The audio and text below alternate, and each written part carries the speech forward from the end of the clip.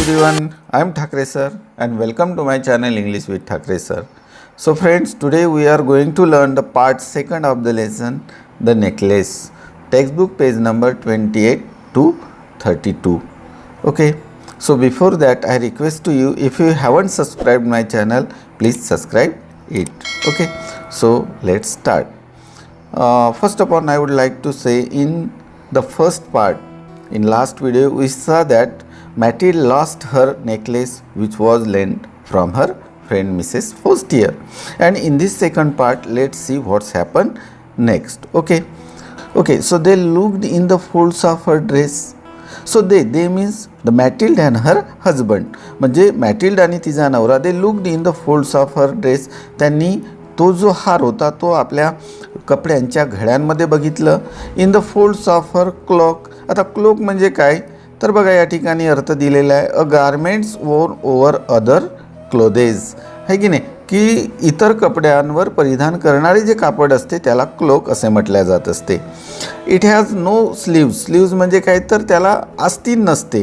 And fastens at the neck, किंवा नेकला त्याच्या कॉलर वगैरे नसतो. अशा प्रकारचा कपडा की ज्याला आपण खूप मोठा झगा म्हणतो, बुरखा म्हणतो, आहे की नाही. तर अशा अंगावर जो परिधान म्हणजे कपड्यांवर जो परिधान करतो तशा प्रकारच्या कपड्यांमध्ये त्यांनी बघितलं. इन हर पॉकेट्स, आपल्या खिशांमध्ये बघितलं. एव्हरीवेअर, सगळीकडे शोधलं. But they could not find it, परंतु तो त्यांना सापडू शकला नाही. Are you sure you still had it on when you left the hall, he asked. त्यांनी विचारलं आपल्या पत्नीला, मॅटिल्डला, are you sure you still had it on when you left the hall, तुला खात्री आहे का जेव्हा तू हॉल सोडली तेव्हा तो अजूनही तुझ्या गड्यामध्ये होता का. तेव्हा ती म्हणाली, yes I touched it in the hall at ministry. होय, मी त्याला मिनिस्ट्री हॉलमध्ये म्हणजेच त्या मंत्रालयाच्या हॉलमध्ये त्याला मी काय केलं होतं, टच्ड केलं होतं, म्हणजे स्पर्श केला होता. But if you had lost in the street we would have heard it fall.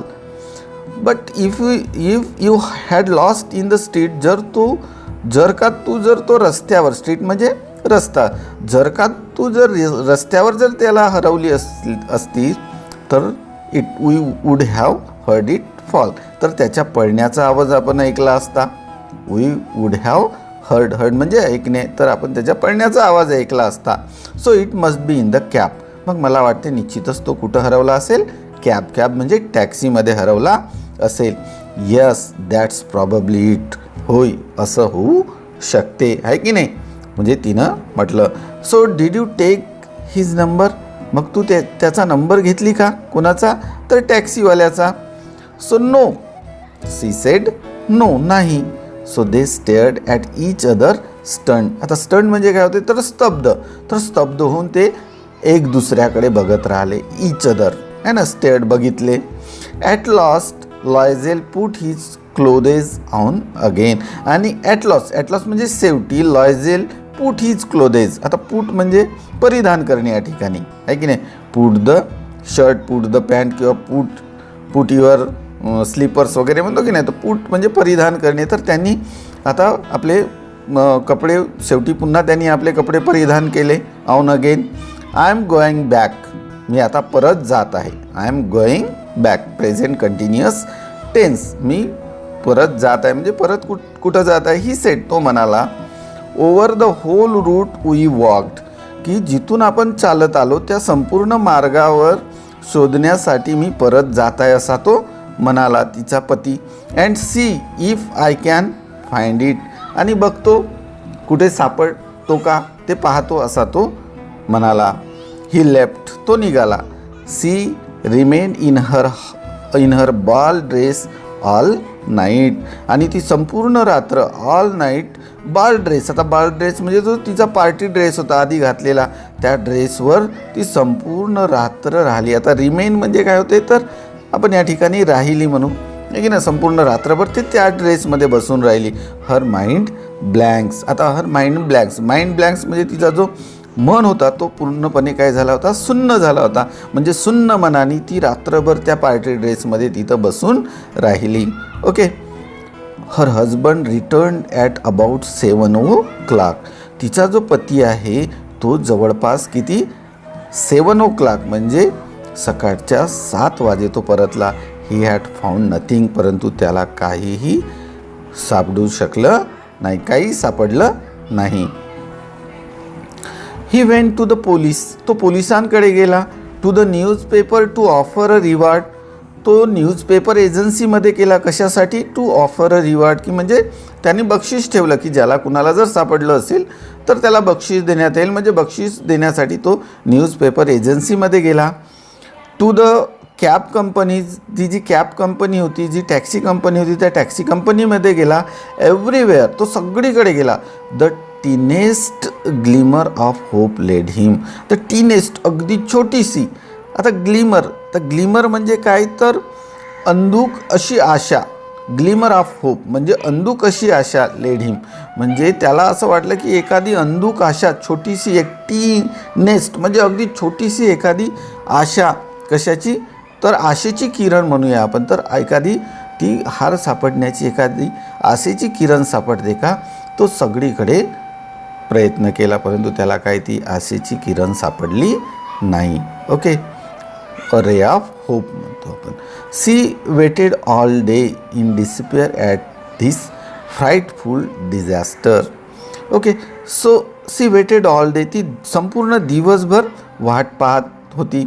In despair at this frightful disaster. आता फ्राईटफुल म्हणजे काय होते, तर भयानक. डिझास्टर म्हणजे काय, तर आपत्ती. डिझास्टर म्हणजे आपत्ती, म्हणजे ती भयानक आपत्तीमुळे काय झाली होती, डिस्पेअर्ड. आता डिस्पेअर म्हणजे काय, तर आपण निराश म्हणू. तर ती त्या भयंकर अशा आपत्तीमुळे ती निराश झाली होती आणि ते दिवसभर त्याची वाट पाहत होती. Loisel return in the evening a hollow pale figure.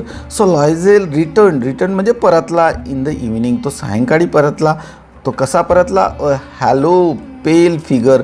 Hello म्हणजे काय होते, तर पोकळ होतो, परंतु या ठिकाणी आपण काय म्हणू, थकून भागून तो निस्तेज होऊन तो घरी परतला. ही हॅड फाउंड नथिंग, त्याला काहीही सापडलं नाही. He had found nothing. You must write to your friend he said, तो म्हणाला की तुला तुझ्या मैत्रिणीला लिहिलं पाहिजे. म्हणजे काय लिहिलं पाहिजे, तर पत्र लिहिलं पाहिजे. तर का म्हणून? Tell her you have broken the clasps of her necklace and that you are having it mended. आता मेंडेड म्हणजे काय होते, तर सुधारित होतो, परंतु या ठिकाणी आपण सुधारित न म्हणता याला काय म्हणू, दुरुस्त, आहे की नाही. तर तो म्हणतो आपल्या पत्नीला की टेल हर, तिला तू सांग, you have broken the claps. आता क्लॅप्स म्हणजे काय, तर फासा. कशाचा? Offer necklace. त्या नेकलेसचा जो फासा आहे तो तुटला, ब्रोकन झालेला आहे. ब्रोकन म्हणजे तुटला. And that you are having it mended, आणि त्यामुळे तू त्याला कुठं हॅविंग इट मेंडेड म्हणजे दुरुस्तीसाठी दिलेला आहे, असं तू ते आपल्या मैत्रिणीला लिहून पाठव. राईट टू युअर फ्रेंड्स, असं तो तिचा पती म्हणाला. It will gives us time to look some more, आणि याच्यामुळे आपल्याला काय, तर पुन्हा शोधण्यासाठी काय मिळेल, वेळ मिळेल, असं तो आपल्या पत्नीला म्हणाला.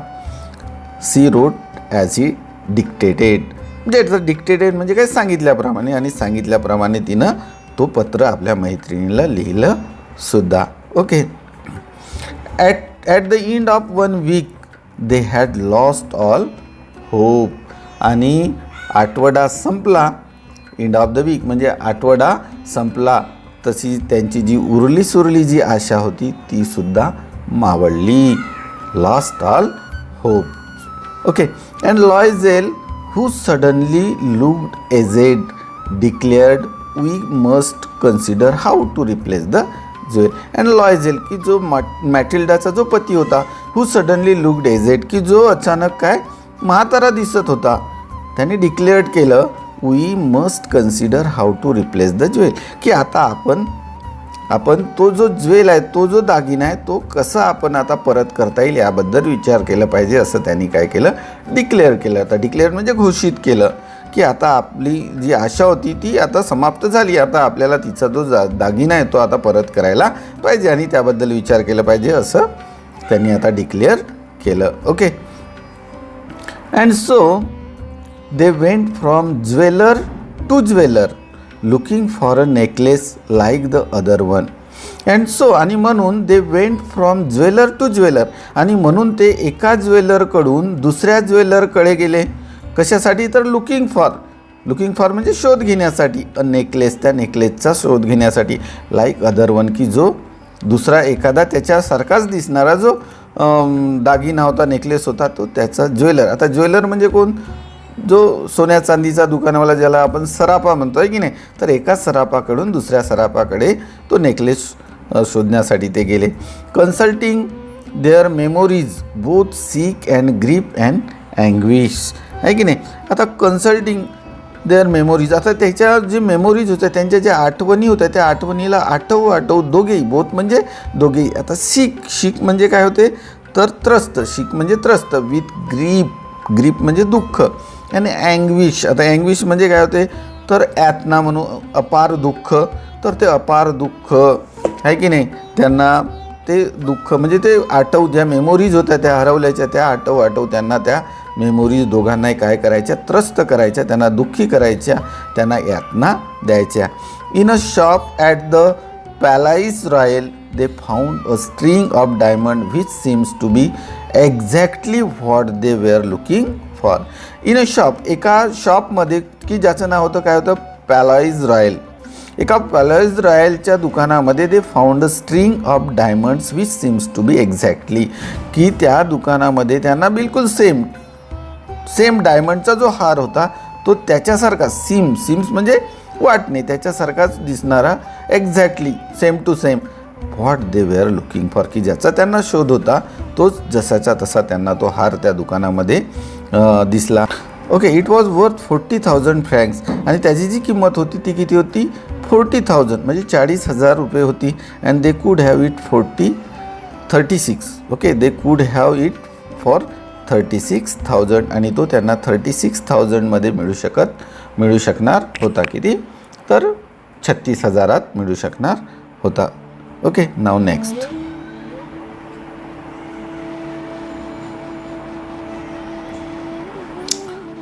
So they begged the jeweler not to sell it for 3 days.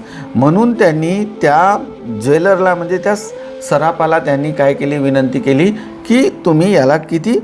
Not to sell it for 3 days, तुम्ही 3 दिवसपर्यंत याला विकू नका, कुणालाही विकू नका, अशी त्यांनी त्या सराफाला विनंती केली. बेग्ड म्हणजे विनंती. And they made an arrangement that he would take it back for 34,000 francs if the other necklace was found before the end of February. आणि पुन्हा त्यांनी विनंती केली की फेब्रुवारी महिन्याच्या अखेरपर्यंत, द एंड ऑफ फेब्रुवारी म्हणजे फेब्रुवारीच्या महिन्याच्या अखेरपर्यंत जर त्यांचा हार सापडला, आहे की नाही. If the other necklace was found, जर हार सापडला तर हा नवा हार 34,000मध्ये, किती? 34,000 फ्रँकमध्ये परत घेईन, असाही त्यांनी काय केलेला होता? करार केलेला होता. So Loisel had 18,000 francs which his father had left him, he would borrow the rest. आता लायझेलच्या वडिलांनी त्याच्यासाठी जवळपास किती? तर 18,000 रुपये सोडून म्हणजे ठेवलेले होते त्याच्या वडिलांनी. ही वूड बारो द रेस्ट, आणि बाकीचे त्याला काय? आता रेस्ट म्हणजे इतर बाकीचे त्याला काय? उधार घ्यावं लागणार होते, आहे की नाही. He would borrow the rest. And he did borrow, आणि त्यानं उधार घेतले सुद्धा. He gave notes, made ruinous agreements, आहे ना. तर त्यांनी आता काय? ही गेव नोट्स, आता नोट्स म्हणजे काय? तर त्यांनी लिखित पावत्यासुद्धा केल्या. मेड रिनियस ॲग्रीमेंट, तर रिनियस म्हणजे काय? तर बघा, तर leading to a heavy loss म्हणजे भयंकर विनाशकारक असा तोटा. त्यांनी विनाशकारण असा तोटासुद्धा त्याचंसुद्धा ॲग्रीमेंट केला. तर ॲग्रीमेंट म्हणजे काय? तर करार केलं. तर ही मेड रुनियस ॲग्रीमेंट म्हणजे खूप मोठ्या भयंकर अशा तोट्याचं सुद्धा त्यांनी करार केलं. Deal with every type of money lender, आणि every type of money lender. आता मनी लेंडर म्हणजे काय? तर ते शाहूकार म्हणतो आपण, जे दुसऱ्यांना कर्जावर पैसे देतात त्यांना मनी लेंडर म्हणतो. तर प्रत्येक मनी लेंडरशी त्यांनी काय केलं? करार केलं, डील केलं. And then he went to get the necklace, आणि त्यानंतर तो नेकलेससाठी गेला. And laid down on the jeweller's counter 36,000 francs, आणि त्या ज्वेलरच्या काउंटरवर त्यांनी 36,000 फ्रँक्स ठेवल्या. कशासाठी? तर त्या नेकलेस विकत घेण्यासाठी. साठी. When Madame Loisel took the necklace back, Madame Forestier said coldly, "You should have returned it sooner. I might have needed it." आणि जेव्हा मॅडम लॉयझेल होती, जेव्हा तिचा तो जो नेकलेस परत करण्यासाठी गेली, मॅडम फोस्टियर सेड कोल्डली, तेव्हा मॅडम जी तिची मैत्रीण होती तेव्हा ती म्हणाली, शांतपणे म्हणाली, "you should have return it sooner." तुला हे थोडं लवकर द्यायला पाहिजे होतं. शुड हॅव म्हणजे पाहिजे होतं. "I might have needed it." याची मला कदाचित गरज पडली असती, अशी ती म्हणाली. From then on madam Loisel knew the horrible life of very poor. आणि त्यानंतर मॅडम लॉयझेलला दारिद्र्य काय असते हे तिला कळले. He knew the horrible life of the very poor. म्हणजे दारिद्र्य काय असते, गरिबांचं जगणं कसं असते हे तिला कळलं त्यानंतर. But she played her part heroically. आता हिरोइकली म्हणजे निर्भयपणे म्हणू आपण. तर तिनं मात्र तो जो रोल होता, ती जी भूमिका होती ती मोठ्या धीराने, मोठ्या निर्भयपणे पार पाडली. द ड्रेडफुल डेप्ट must be paid. She would pay it. The dreadful भयंकर असा डेप्ट. आता डेप्ट म्हणजे काय होते तर कर्ज. तर असा भयंकर कर्ज मस्ट बी पेड. आणि तिला तो भयंकर असा कर्ज काय फेडायचा होता. द ड्रेडफुल डेप्ट मस्ट बी पेड. आणि तिला तो भयंकर असा डेप्ट म्हणजे कर्ज तिला फेडायचाच होता आहे ना, म्हणजे फेडायला पाहिजेच होता. शी वूड पे इट. आणि ती फेडणार होती. शी वूड पे इट. ती म्हणजे तो जो कर्जाचा जो डोंगर होता तो तिला फेडायचा होता आणि ती करणार सुद्धा होती. शी वूड पे इट आहे ना, ती करणार सुद्धा होती. दे डिसमिस देअर मेड म्हणजे मोलकरीण. आणि आता तिनं आपल्या मोलकरीणला सुद्धा डिसमिस केलं, म्हणजे तिला काढून टाकलं कामावरून.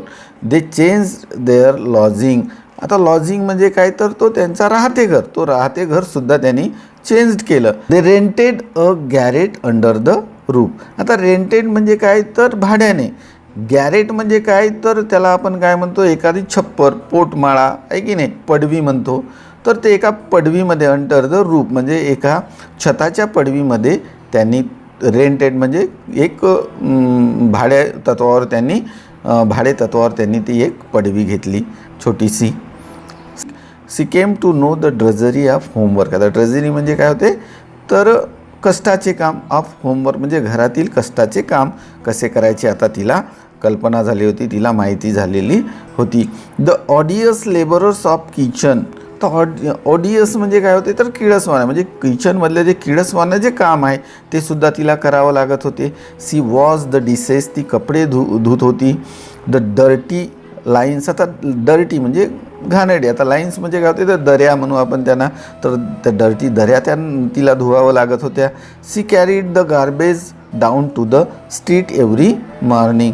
And she carried the garbage down to the street every morning.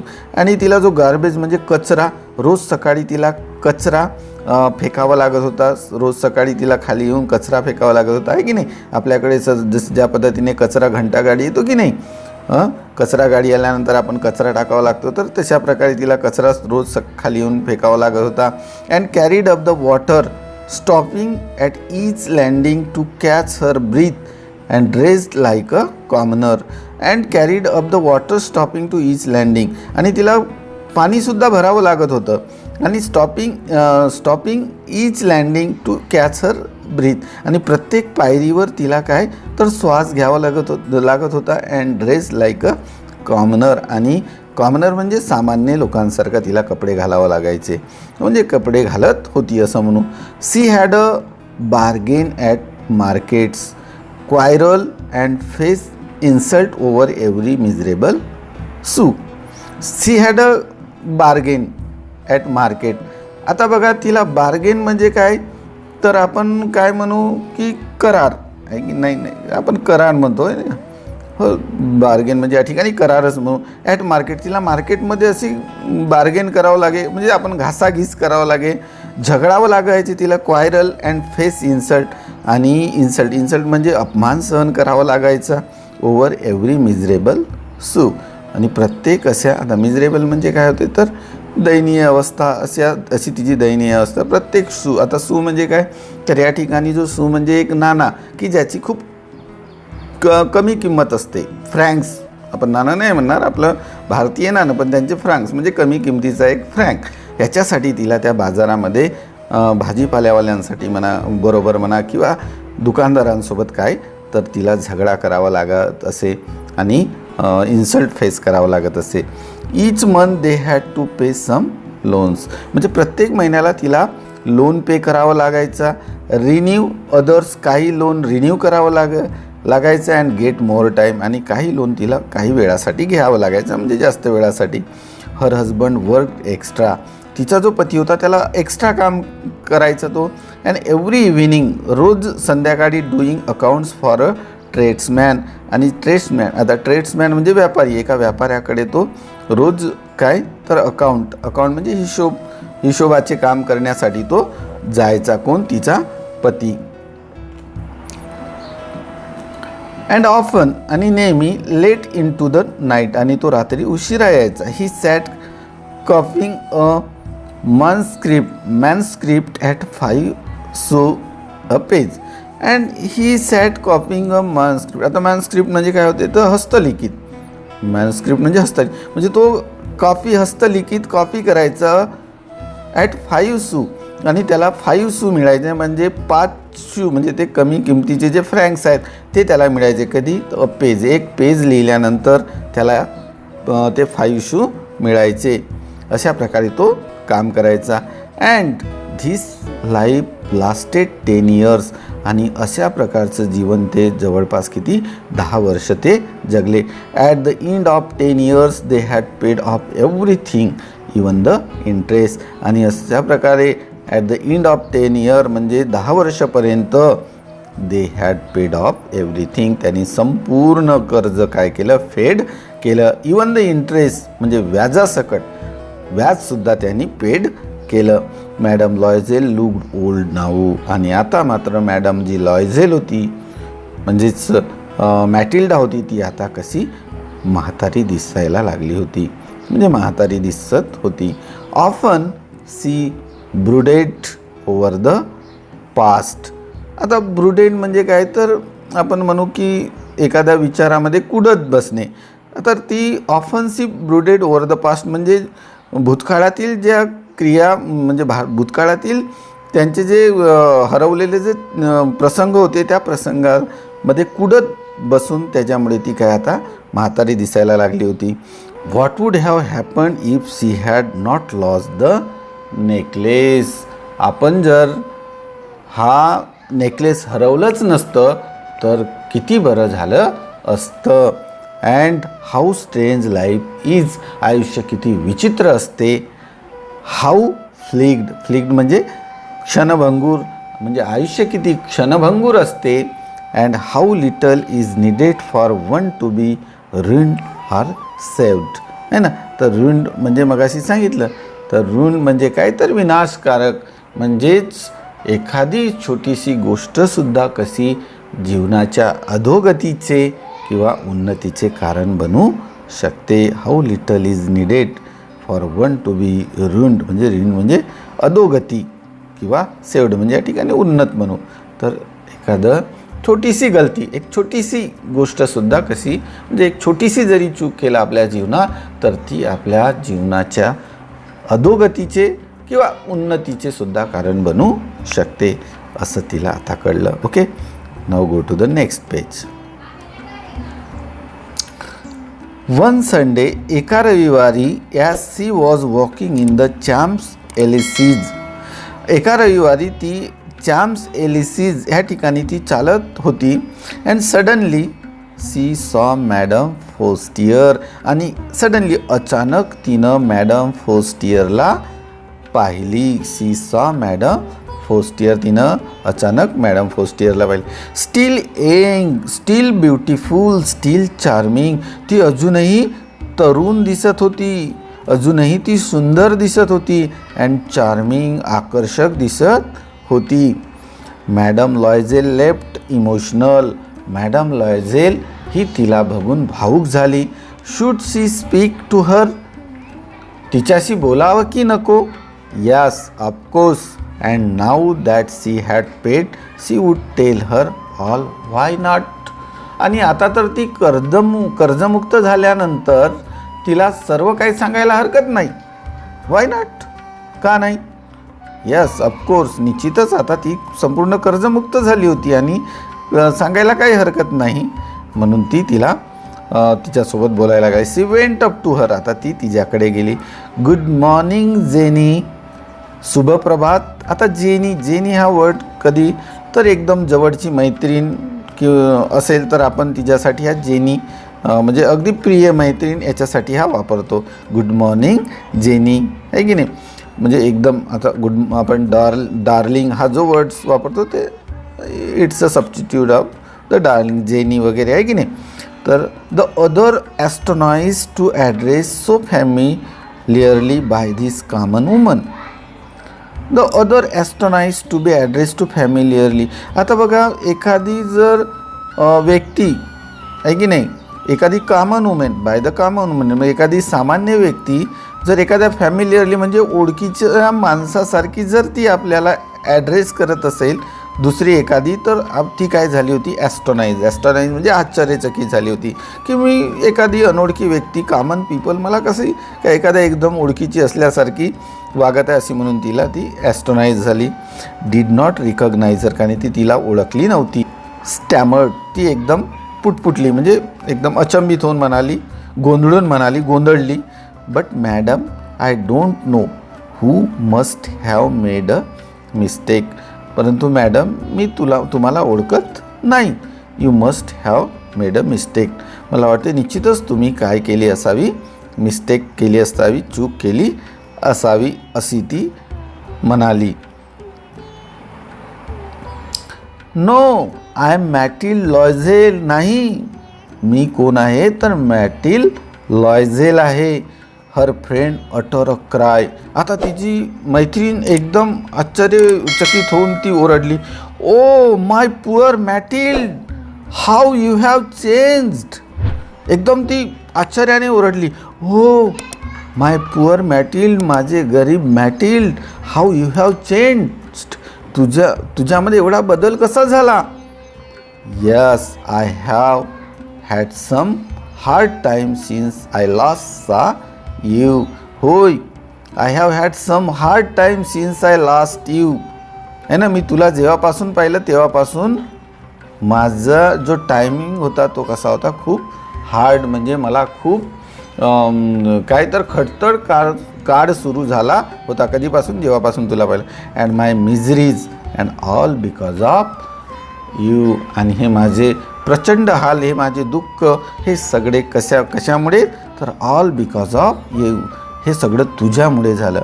Me? How can that बी. हे कसं शक्य आहे? माझ्यामुळे कसं झालं? अशी तिची मैत्रीण तिला म्हणाली. You remember that diamonds necklace that you lend me to wear to the ministry party. You remember, तुला आठवतो का की डायमंड नेकलेस की जो मला तुम्ही डायमंड नेकलेस दिली होती, that you have lend me, उधार दिली होती, to wear the ministry party म्हणजे मिनिस्ट्री पार्टीमध्ये वापरण्यासाठी मला तू उधार एक डायमंडचा नेकलेस दिली होती. ते तुला आठवते का? यस, वेल, होय निश्चितच. वेल, आय लॉस्ट इट. तर तो मी काय केली होती? हरवली होती. What do you mean? You brought it back. तुला काय म्हणायचं आहे? तो तर तू मला परत केली. तो तर तू मला काय केली? परत केली. I brought you back another exactly like it. मी बिलकुल त्याच्यासारखाच दिसणारा, अनादर एक्झॅक्टली लाईक इट.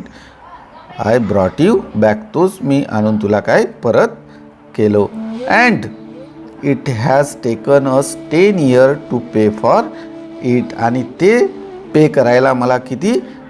तर 10 वर्ष लागले. किती वर्ष लागले? 10 वर्ष. It wasn't easy for us. ते आमच्यासाठी अजिबात सोपं नव्हतं. We had very little. आणि अगदी काही काळामध्येच म्हणजे but at last it over. परंतु ते शेवटी काय सगळं संपलं आहे. And I am very glad. आणि आता मी काय तर खूप समाधानी, आनंदी आहे. मॅडम फोस्टियर वॉज स्टन. आणि मॅडम फोस्टियर एकदम स्टन झाली, म्हणजे अचंबित झाली.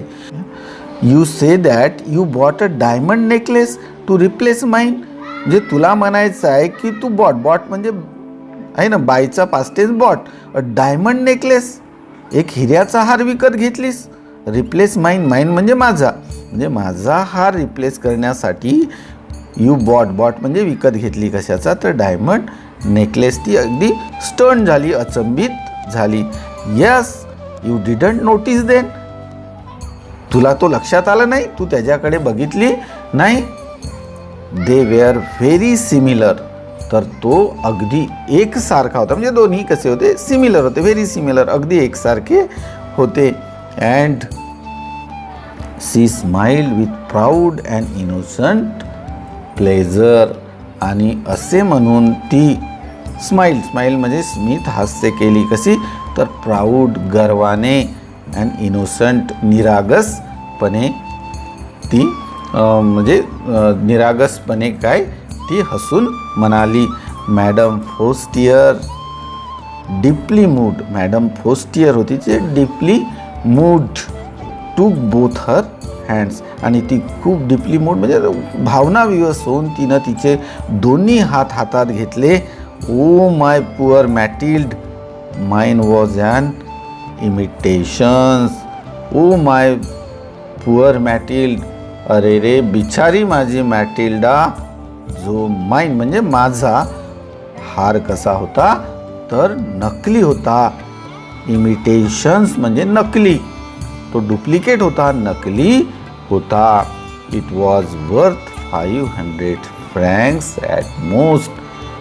तो जास्तीत जास्त फक्त 500 फ्रँकचाच असेल, अशी ती म्हणाली. तो जो तिच्या मैत्रिणीचा हार होता तो कसा होता? नकली होता. Okay, really it's a shocking story. या okay, I hope you might be understood and you might be enjoyed while learning this story. Okay, so this story adapted from the necklace by the Maupassant यांच्या तो हार ह्या कथेवर आधारित घेतलेली ही कथा आहे. Okay, so see you the next video, English workshop of the same lesson. Okay, so keep practicing and have a fun. Bye bye, see you.